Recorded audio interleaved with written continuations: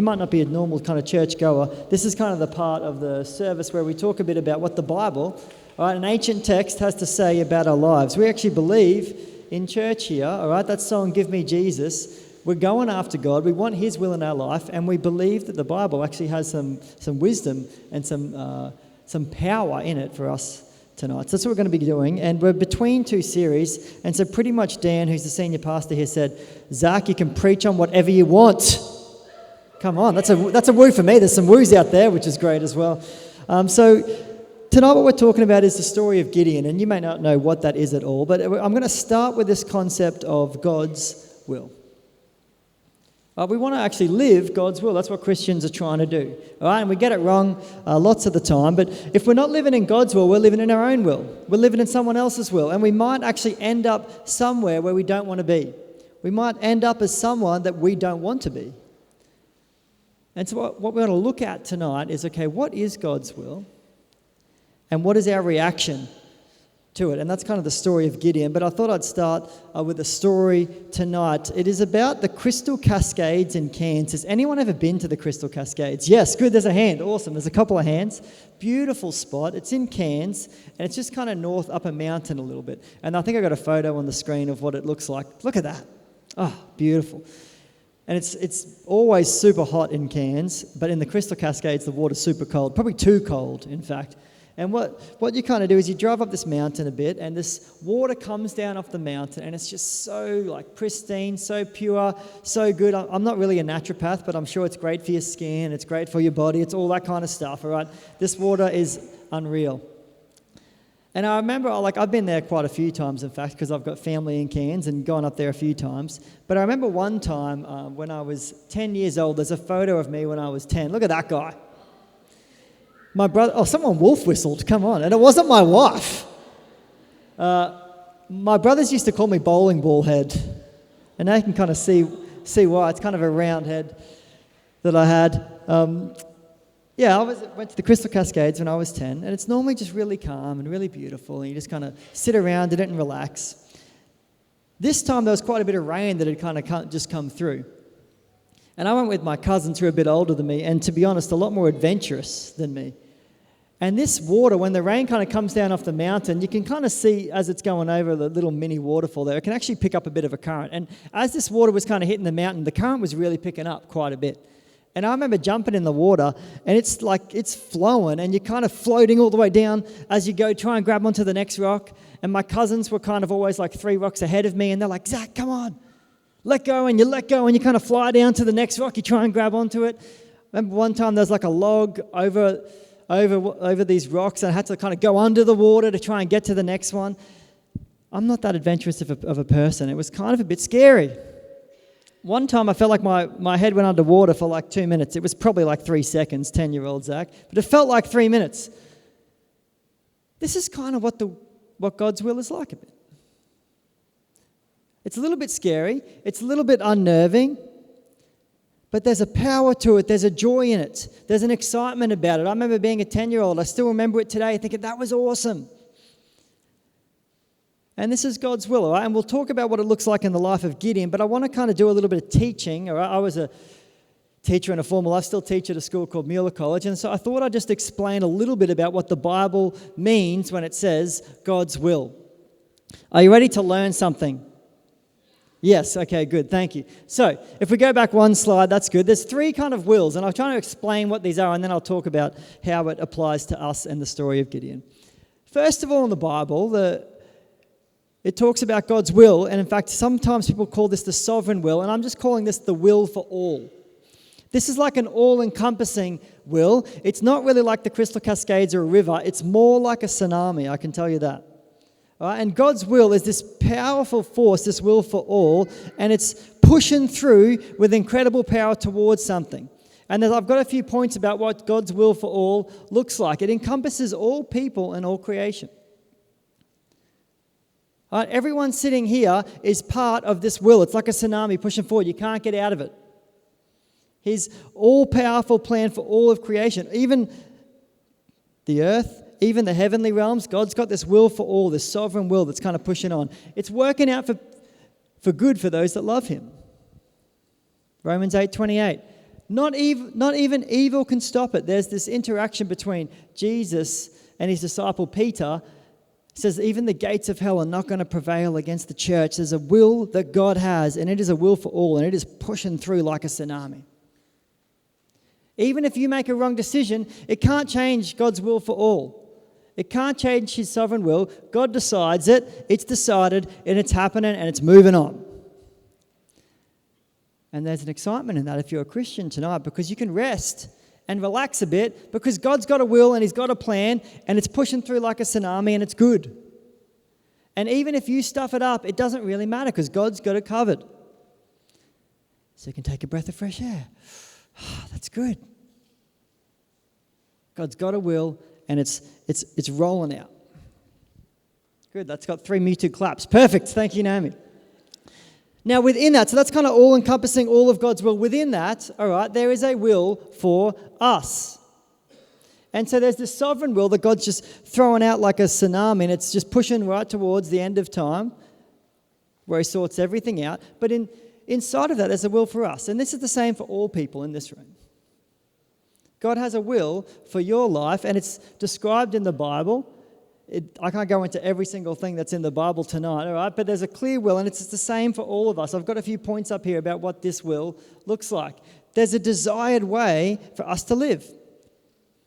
God actually created humanity. He created you to live a certain way, and it's clearly laid out in the Bible. And it kind of is encapsulated in this one phrase in the Bible that says, love God and love others. And so he's got this tsunami will, but then he's got the river, just like the crystal cascades I was talking about before. He's got this river, this will for us. It's all the same in this room. And he's saying, would you jump in? Would you step in? I've got a desired plan for the way that you should be living. Would you step into it today, tonight, next week, next month, for the rest of your life? Just like I jumped into the crystal cascades, it's a bit exciting, a bit crazy, a bit like, oh, wow. This is God's will for us. He calls us into something much greater than just our individual lives. And this all sits within God's will for all. And it's the same for each person. It's laid out in the Bible. And then there's the third one. Are we following? Good. Then there's the third one. And this is like the smallest dot. This is probably the smallest dot I could put for you to still be able to see it. In the grand scheme of things, it's not as big as the others, as the will for all and the will for us. But this is an individual will for your personal life. Now, a lot of this is just encapsulated in the will for us. But there's also some specific things in your life God might call you to. It's specific to your context and situation. It never contradicts the will for us, all right? It's not going against.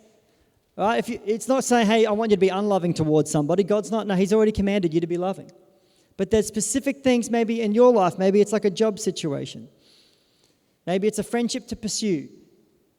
Maybe it's a person to go up and talk to. I've got 2 examples in my own life of what this looked like for me. One night, I was walking through the city. And I'll never forget, I walked past this church. And I felt like God kind of say, and this is kind of weird, it's hard to decipher exactly what the will for you is sometimes, but it happens in the Bible. It happens with the disciples in Acts, people being called to certain places or speak to certain people. And I was kind of walking past this church, and I felt like God say, Zach, go into that church. And you know what I did? Kept walking. All right? And we actually make excuses, don't we? Often, for all these wills, we make excuses, and then it's like a but-I moment. And I thought, you know what? To be honest, it was the night of the NRL Grand Final, 2016. It's a bad game because the Cronulla Sharks won. But I remember I was kind of walking somewhere, and God just said, Zach, go into that church right there. And I was like, but I really want to watch the NRL Grand Final. But could be a bit weird. I don't know anyone in that church. I'm just going to walk in there. What's going to happen? I had a but-I moment. I actually went against the will for me, God's will for me in that moment. And the night actually didn't end up that good for me. And I actually still think today, what would have happened if I walked into that church? I remember another time I was standing outside the Royal Brisbane Hospital, and my wife was visiting someone in the hospital, Mariah. And I was kind of killing some time, just walking around. And I remember I was at the lights. There's this busy intersection. And I was at the lights, and I was looking at this woman just across the lights from me. And I felt in that moment, God said, Zach, go pray for that woman. And again, there's an excuse. There's a but I moment. I was like, but I'm going to die from the awkwardness. But I'm maybe not that good of a prayer. I wouldn't really know what to say. And I remember I just kind of parked it there and walked away from it. And maybe you've been through a similar thing where you felt like God called you to something, but you came up with but I kind of excuse. How do you react to God's calling? I've got a few things just tonight. I just prayed over these tonight about things God might be calling you to. And we're going to step into the story of Gideon in a sec. But I just want you to think, what is something in your life? Maybe it's a will for you. Maybe it's a clear command from the Bible, a will for us. But what is something that God might be willing in your life tonight? I've just got a few examples here. Listen in and think, okay, is this God's call for me? Some of you, it might be to get baptized. For some, it might be to give up a habitual sin. For some, it might be to step into discipling someone and journeying with them along with Jesus. For some, it might be to take a courageous step of faith. You feel like God's called you to something, but it takes a big step out. For some, it could be to get back into an intensive prayer rhythm. You used to have a rhythm of prayer and you haven't been able to get back into it. Those are all things that are wills for us. They're the same for all of us here. God could be calling all of us into those because there talks about them in the Bible. And these are three specific ones, as I was just praying for tonight, that might be for some people in this room, a will for you. To apply for a job, to start studying, to invest in a new friendship. So I just read a bunch of things, and you might have walked in here tonight with none of those and something in your own heart, where you feel like God's calling you or asking you to step into the river, just like the Crystal Cascades, to step into the river. And my guess is, as I read some of those out, the but I excuses might be starting to creep in. And before I move on, I just want you to just pause for a moment and just think, just be with Jesus for 10 seconds and think, what is God calling me to? What does stepping into the river of God's will look like for me this week?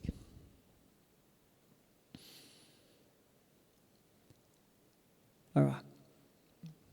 We're going to look at the story of Gideon, and this is an Old Testament story. This is an AI-generated image. This isn't necessarily what he looked like. And it's a story from before the time of Jesus, if you're not that familiar with the book of Judges. And so the Israelites have kind of come out of Egypt and they've kind of settled in the area which is modern-day Israel. And it's kind of a military fight going on all the time. And there's this group called the Midianites, and they are kind of attacking Israel. And they are lacking a leader to kind of stand up to them. The Israelite people are lacking a leader to lead with faith and with strength against the Midianite people. And this is where we pick up the story. And Gideon, we're going to start with God appearing to Gideon with his will for his life. This is what it says. The angel of the Lord came and sat down under an oak in Ophrah that belonged to Joash the Abezerite, where his son Gideon was threshing wheat in a winepress to keep it from the Midianites. So here's Gideon just kind of doing his work with a winepress, hanging out. Then the angel of the Lord appeared to Gideon and he said, "The Lord is with you, mighty warrior." Some of us might need to just hear that tonight. We feel like we're a weak warrior and God's saying, "You're a mighty warrior." This is how Gideon responds. And this is the first but I moment. God calls him a mighty warrior. He's calling him to fight. He's calling him to lead. He's calling him to step out. He's calling him to step into the will of God. And Gideon responds, "Pardon me, my Lord. But if the Lord is with us, why has all this happened to us? Where are all his wonders that our ancestors told us about when they said, 'Did not the Lord bring us out of Egypt?' But now the Lord has abandoned us and has given us into the hand of Midian." The first but-I that Gideon, I'm going to look at 3 different but-I's that he says back to God. And the first is, but I'm too disappointed. I've heard about what my ancestors have said and how you kind of turned up in Egypt. I've heard about how all these incredible things that you've done, Lord. But to be honest, in my life, I haven't seen it.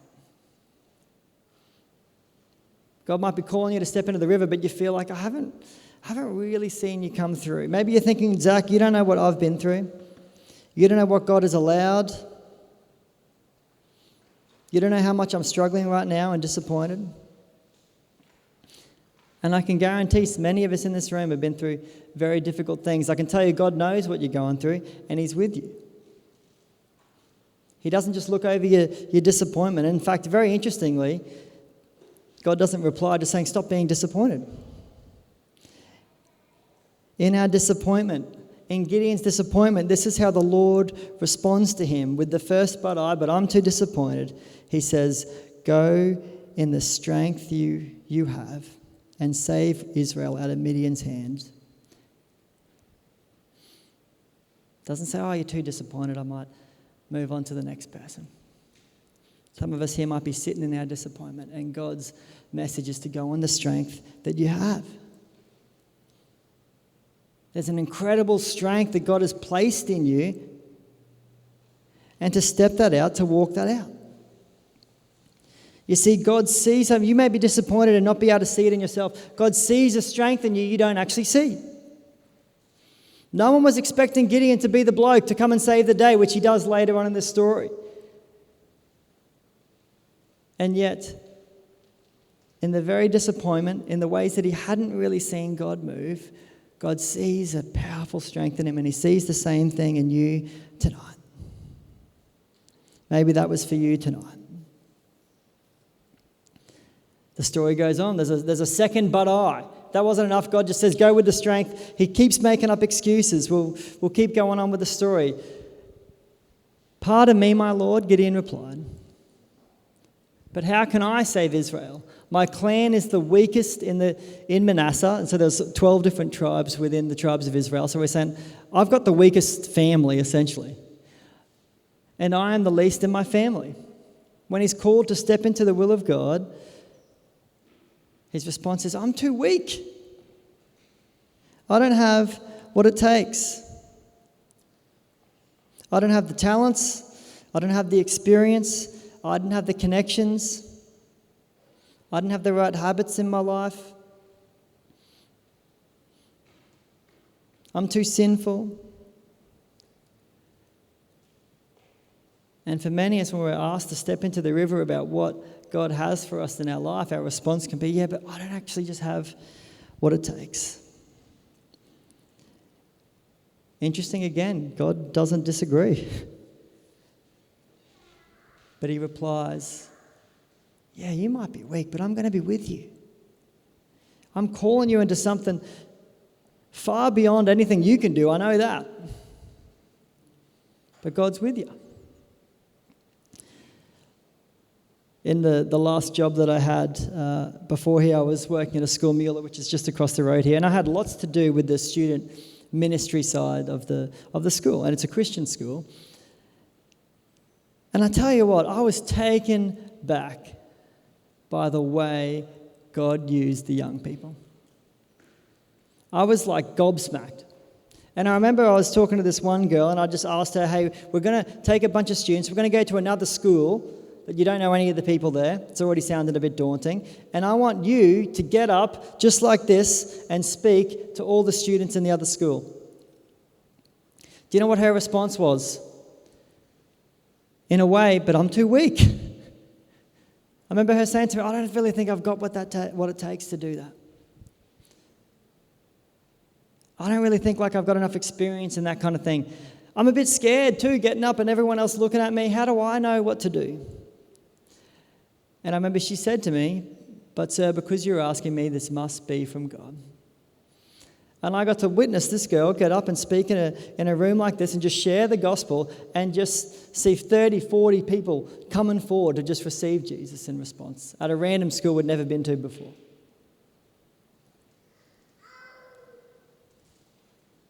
And it wasn't because of her power, it was because God was with her. And it's the same thing that you might be going through at the moment, is you feel like by stepping into the river and into the will of God, you feel like, hey, I don't really think I have what it takes. God's response to you is, I am with you.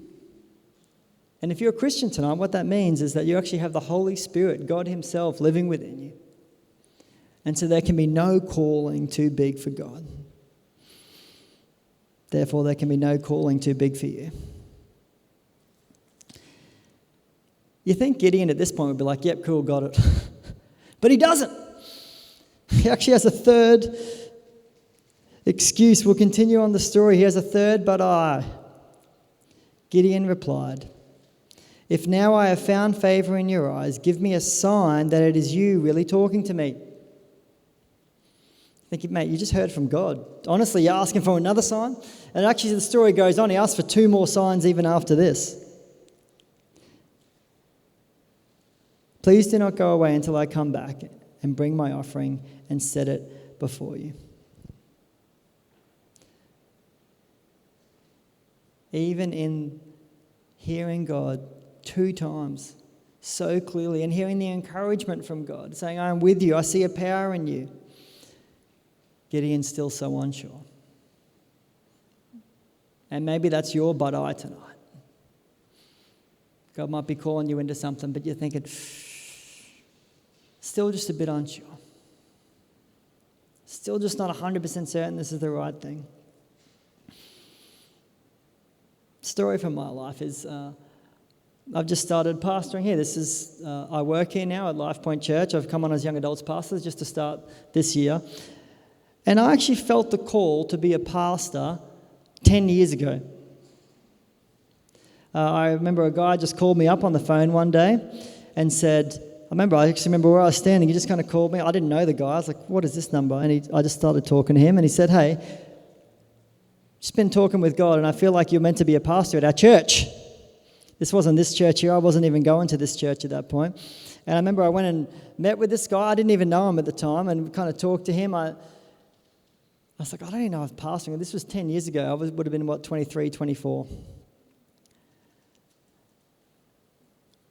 And so I remember going to it. He said, come along to a service and just see how you find it. And I remember I went to this service on a Sunday morning. And the preacher got up to preach. And it wasn't the guy that had asked me. It was a guest preacher that morning.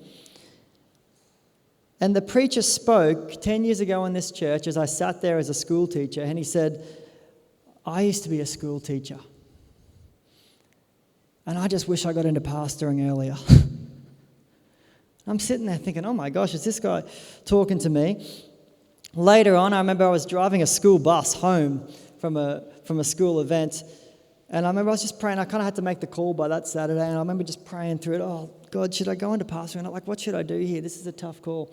And as I was driving, I looked up in the sky, and I kid you not, shooting star, pew, right across the sky.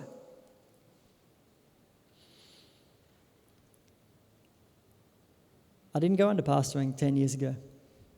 Even though I felt like I had 2 pretty clear calls. And the reason was, just felt too unsure.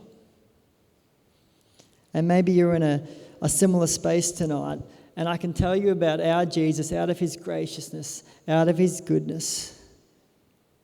This is how he responded to Gideon. God responds, I will wait until you return. Gideon feels the call. He says, I'm just not really 100% certain here.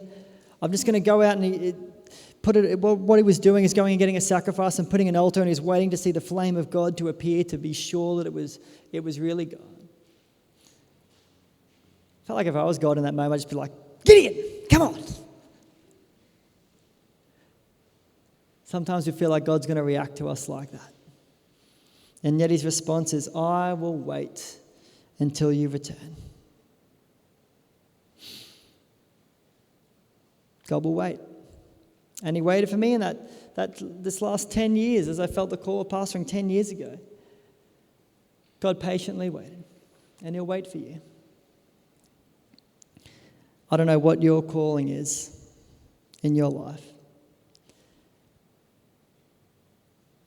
And I can see God's hand all the way through my life. But I can tell you there's a part of me that doesn't want to keep God waiting. And I don't know if that's the same for you tonight. He will wait. But there's a part of me that doesn't want to keep God waiting. So as I kind of round out, I'm going to put a table up on the screen, and you can just kind of see which one of these do you really relate to. When God's call, when God's will for your life comes knocking and he's asking you to step into the river, go on the journey with him, which of these but eyes do we naturally run to? And the beauty of this story is it's about the but gods. In all the ways that we may fail, in all the ways that we might doubt, in all the ways that we might get disappointed, in all the ways that we might be weak, it is God's power displayed that is where it's at. It is God's power displayed in you. It is God's power displayed in your weakness that actually makes Christianity such an awesome thing. Amen.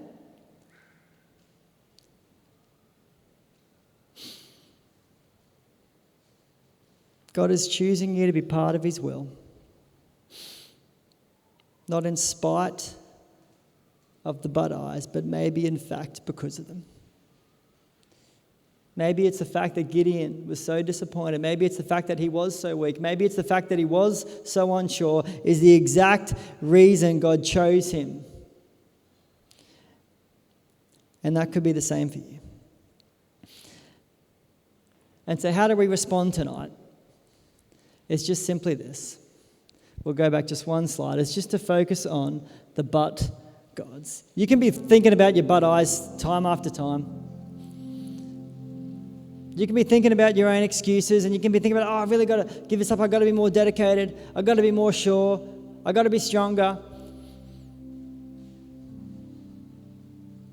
God's got a response for you, and it's just to focus on him, to think about what but God looks like in your life.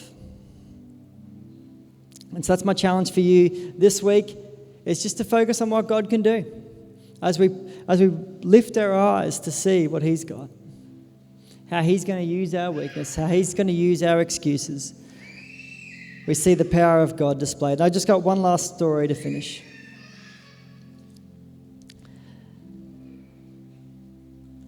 I've got a photo of a lady that's about to go up. And this is a lady called Joan. And Joan's mum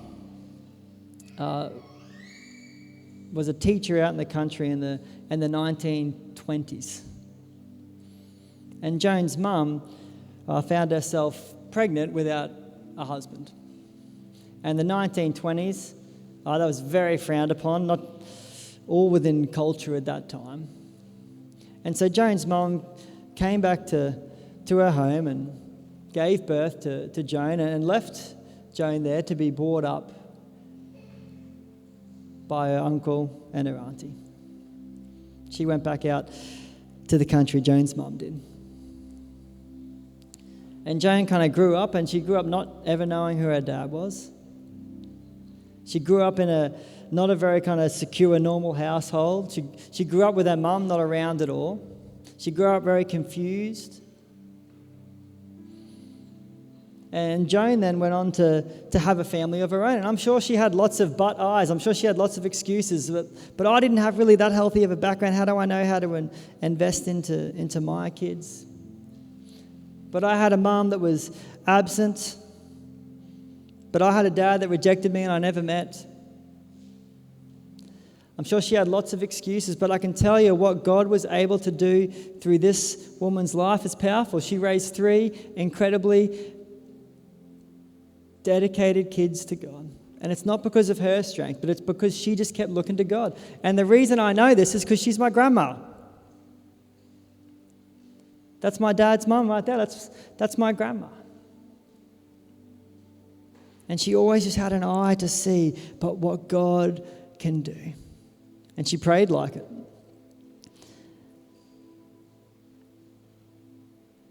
And so the challenge tonight, just like Joan, could have made lots of excuses. Hey, I don't think I can get this done, just like my grandma.